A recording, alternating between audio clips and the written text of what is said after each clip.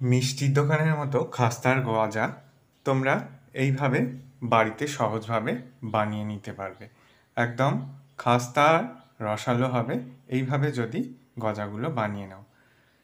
খাস্তা গজা বানানোর জন্য আমি এখানে বাটি মাপ করে 1 বাটি ময়দা নিয়েছি, দিয়ে দিয়েছি অল্প একটু কালো জিরে, তারপর ঘি দিয়ে ময়দাটাকে ভালো করে মেখে নিতে হবে। এখানে ঘিয়ের পরিমাণটা একটু বেশি করেই দিতে হবে, দেখেই বুঝতে পারছো কতটা ঘি দিয়েছি। ঘি দিয়েই অর্ধেক মাখা হয়ে গেছে।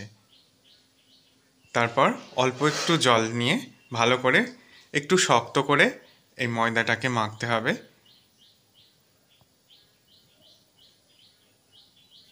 ডোটাকে ভালো করে মেখে নেওয়ার পর 4 চৌকো শেপ দিয়ে এটাকে বেলে নিচ্ছি। ছুরি দিয়ে ধার বরাবর কেটে নেওয়ার পর এরপর 4 চৌকো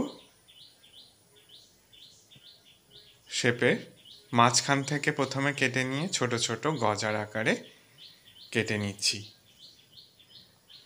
গজার শেপ দেওয়া হয়ে গেছে। তেল হালকা গরম করে নিয়ে গজাগুলো ভাজতে দিতে হবে। খুব হাই ফ্লেমে গজাগুলো ভাজলে হবে না, তাহলে বাইরে থেকে শক্ত আর ভেতর থেকে নরম হয়ে যাবে।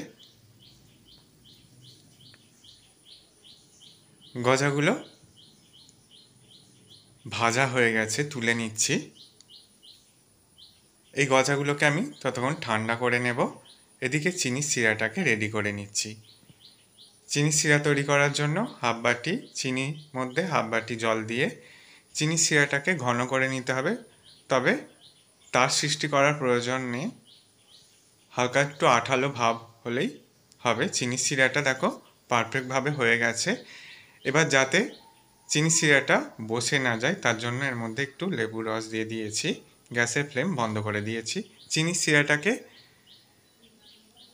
হালকা